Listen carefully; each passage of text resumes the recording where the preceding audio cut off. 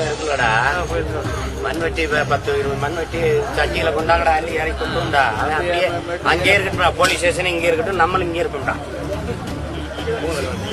இப்படி நாம் தமிழர் கட்சியின் ஒருங்கிணைப்பாளர் எடுத்த அதிரடி முடிவால் விருகம்பாக்கம் பெரியார் நகரில் அதிக அளவிலான தமிழக காவல்துறையினர் குவிக்கப்பட்டனர். இப்பகுதியில் வாழும் 45 குடும்பங்களுக்கு தற்காலிகமாக கழிவறை கட்டித் தருவதற்காக நாம் தமிழர் கட்சியினர் அப்பகுதிக்கு வந்தபோது அதிமுக ஆதரவாளர்களால் தடுத்து நிறுத்தப்பட்டனர்.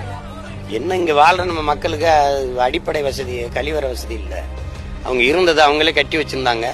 அவங்க இடத்த அந்த பக்கம் இருக்கிறவங்க ஆக்கிரமிச்சுக்கிட்டாங்க.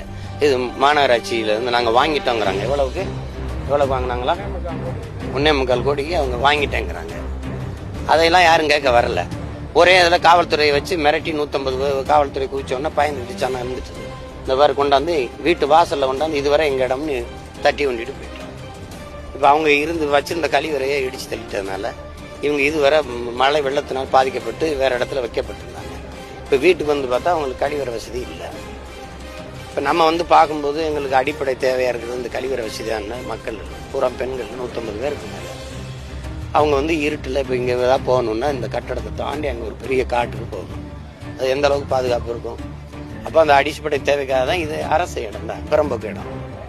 இப்போ இது காவா புறம்போக்கு, அதை தூத்து இவ்வளவு பேர் ஆக்கிரமிச்சு கட்டியிருக்கான். இந்த காவாயே இருக்கான்னு பாரு, இல்லை. இது ஓடி சினிமா இருப்போமா? எல்லாத்தையும் ஆக்கிரமிச்சிட்டான். அதை விட்டுட்டு நான் அந்த சோறு ஓரத்தில் 5 கழிவறை கட்டுறது தான் பிரச்சனை வருது. அவங்களும் செய்ய மாட்டாங்க, செய்ய விட மாட்டாங்கன்னா அப்படி இருந்தாலும் கொஞ்ச நாள் பயன்படுத்தட்டும். பிரச்சனைனா நீங்க இப்ப விட்டுருங்க, வேற இடத்துல மாற்றி கட்டி கொடுங்க. அது செய்யல. இப்ப அது இது பண்ணும்போது அதை போய் அந்த அம்மா ஒரு அம்மா என்னோட இடங்குது, சரிம்மா அவங்க ஆவணத்தை காட்டுங்கன்னா இல்லை.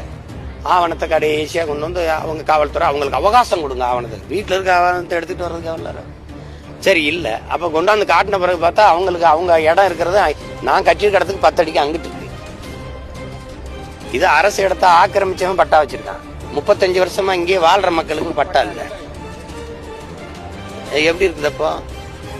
இது என்ன நான் என்ன அப்படி கம்பி வச்சு கட்டி சென்ட்ரிங் பட்டா கட்டுறேன்? இல்லை, நான் ஹாஸ்பிட்டல் சீட்டை வச்சு மூடி ஒரு பிளாஸ்டிக் ஒரு கதவை போட்டு கொடுக்க போறேன்.